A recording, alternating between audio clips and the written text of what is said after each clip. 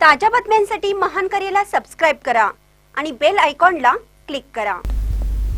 बकरी ईद निमित्त सोलापुरातील व्यापाऱ्यांनी आणले तब्बल 190 किलोचा बोकड।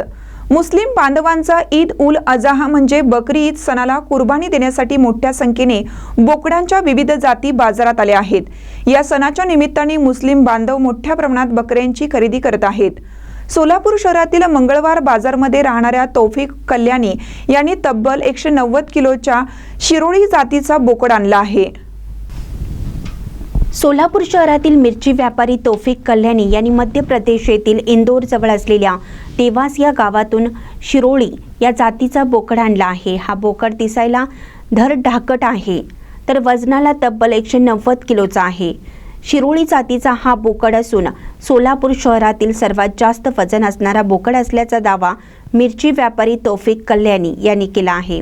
दररोज या बोकडाला खाण्यासाठी मक्का, गहू, ज्वारी, पिंपळाचं पान, कडबा आणि दररोज संध्याकाळी 2 लिटर दूध पिण्यासाठी दिलं जातं। हा बोकड पाहण्यासाठी सध्या व्यापारी तौफिक कल्याणी यांच्या घरी नागरिक गर्दी करत आहेत। शिरोळी जातीचा 190 किलो असणारा बोकड विक्री करणार नसल्याचं कल्याणी यांनी सांगितलंय। या बोकडाची किंमत जवळपास 3 ते 4 लाख रुपयांपर्यंत आहे। आपलं नाव काय आणि आपल्याकडे जवळ जे 190 किलोचा बोकड आहे ते काय नाही तर खाण्याची व्यवस्था कसं करतो? या माझं नाव तौफिक कल्याणी, मी लाल मिरचीचा व्यापारी आहे काय।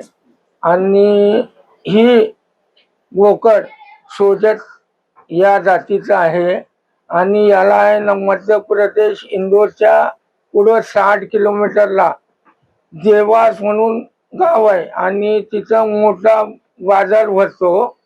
आणि हे याची खाण्याची व्यवस्था समजा गहू, मका आणि डाळी याप्रमाणे सुक्का आणि आपलं इथं वडाचं पान असं याचा जेवणाचं हे आहे। आणि संध्याकाळी त्याला 2 लिटर दूध पाहिजे।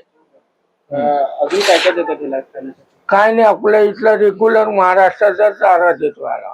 तुमच्या शरीराचं तापमान मेंटेन ठेवण्यासाठी आपण त्याला कूलर लावलं, जास्त तापमान लागू नये। आणि आपल्या इथं आता 4 दिवस झालं चढ झाला इथं सोलापूरला येऊन। तिला मागणी वगैरे झाली का?